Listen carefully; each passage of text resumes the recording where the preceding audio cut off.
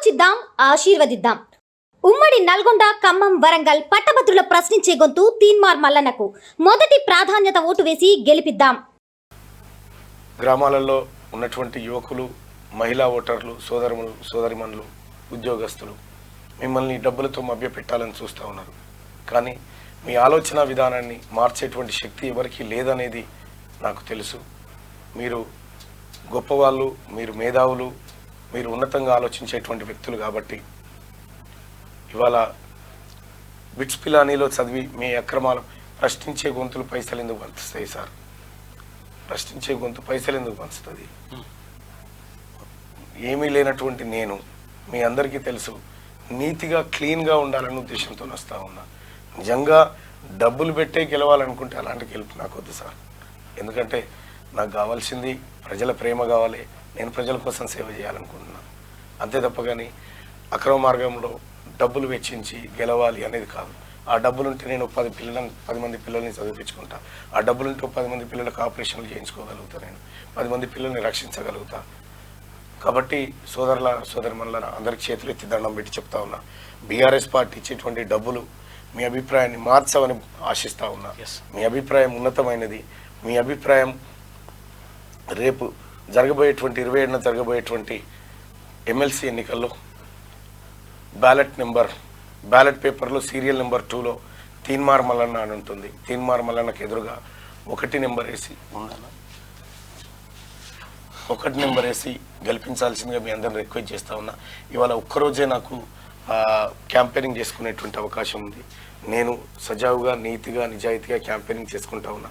ఎక్కడికి పోయినా పట్టభద్రులు చెప్తుంది ఒకటే మాట 3 జిల్లాల్లో, అన్నా పోయినసారి అన్యాయం జరిగింది, ఈసారి ఖచ్చితంగా మేము నిలబడతామని చెప్పి 24 ఉద్యోగ సంఘాలు ఇవాళ తీన్మార్ మల్లన్నకు అండగా నిలబడి మద్దతు చేస్తూ ఉన్నాయి. అలాగే CPM, CPI, Telangana Janasamithi, New Democracy, అట్లా ఆల్ ఇండియా ఫార్వర్డ్ బ్లాక్ మీ అభ్యర్థినే పెట్టమని చెప్పారు. 6 స్వతంత్ర అభ్యర్థులు వాళ్ళ నామినేషన్లు ఉపసంహరించుకున్నారు. ముత్తులింగం అనేటువంటి అభ్యర్థి వరంగల్ నుంచి నేను నామినేషన్ ఉపసంహరించుకోలే, కానీ నాకు ఓటేయకండి, నా ఓట్లు తీన్మార్ మల్లన్నకి వేయండి అని చెప్పి నిన్న ప్రకటించడం జరిగింది. ఇంతమంది ప్రజలు ఏదో చిన్న ఆశపడతా ఉన్నారు, మల్లన్న ఏదో చేయాలనుకుంటున్నాడు ఈ సమాజం కోసం అని చూస్తూ ఉన్నారు. సోదరులారా, ఒక మాట అయితే చెప్తా, నేను అందరిలాగా కాదు, నేను ఖచ్చితంగా నేను ప్రజల మనిషిగా ఉండాలనుకుంటున్నా, ప్రజల మనిషిగానే చావాలనుకుంటున్నా. అంతే తప్పగానే ఇంకొక వేరే ఉద్దేశం లేదు. దయచేసి బీఆర్ఎస్ పార్టీ వాళ్ళు ఇవాళ మీకు డబ్బులు పంచుతారు ఎట్లాగో. ఎందుకంటే కేటీ రామారావు టార్గెట్ ఒకటే, బీఆర్ఎస్ టార్గెట్ ఒకటే, తీన్మార్ మల్లన్న చట్టసభకు రావద్దు.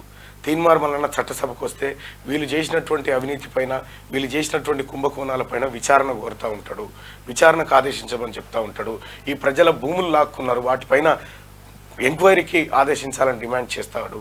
కాబట్టి తీన్మార్ మల్లన్న రావద్దు అనేది వాళ్ళ ఇంటెన్షన్. ప్రజలారా, మీ ఆశీర్వాదం ఉంటే, మీ ప్రేమ ఉంటే, మీ దయ ఉంటే, మీ కరుణ ఉంటే నేను చట్టసభకు పోతా. కానీ ఒకటి మాత్రం నిజం, అవినీతి పరులను మాత్రం ఎట్టి పరిస్థితిలో వదిలిపెట్టాను. ఇది నేను మీ అందరికీ నా అంతరాత్మ సాక్షిగా చెప్తున్నటువంటి మాట. ఇంకా కూడా చెప్పాలంటే సోదరులారా, పట్టభద్రులారా, దయచేసి ఈ న్యూస్ను మీ వాట్సాప్ గ్రూప్లలో షేర్ చేయండి. నేను అవినీతికి పాల్పడను, అవినీతి చేయను, అక్రమ మార్గంలో డబ్బులు పంచేటువంటి పరిస్థితిలో లేను. కాబట్టి నా నీతి నిజాయితీ, ఒకవేళ నేను ఇలాంటి డబ్బులు, ఇలాంటి అక్రమాలు చేయాలంటే కేసీఆర్ నాకు అనేక సార్లు నన్ను ప్రలోభ పెట్టే కార్యక్రమం చేశాను. కానీ ఏ ఒక్కరోజు లొంగలేదు, ఏ ఒక్కరోజు వాళ్ళకు తల వంచలేదు. సోదరులారా, నేను నీతి నిజాయితీగా ఉన్నా, అంతే నీతి నిజాయితీగా మీ ముందుకు వస్తూ ఉన్నా. ఇక నా ఎమ్మెల్సీ ఎన్నికలకు సంబంధించినటువంటి అంశం పట్టభద్రులారా మీ పాదాల దగ్గర పెడుతున్నా. మీరు ఏం చేస్తారు, మీరు తీసుకునేటువంటి నిర్ణయమే ఫైనల్. ఆలోచిద్దాం, ఆశీర్వదిద్దాం. ఉమ్మడి నల్గొండ, ఖమ్మం, వరంగల్ పట్టభద్రుల ప్రశ్నించే గొంతు తీన్మార్ మల్లన్నకు మొదటి ప్రాధాన్యత ఓటు వేసి గెలిపిద్దాం.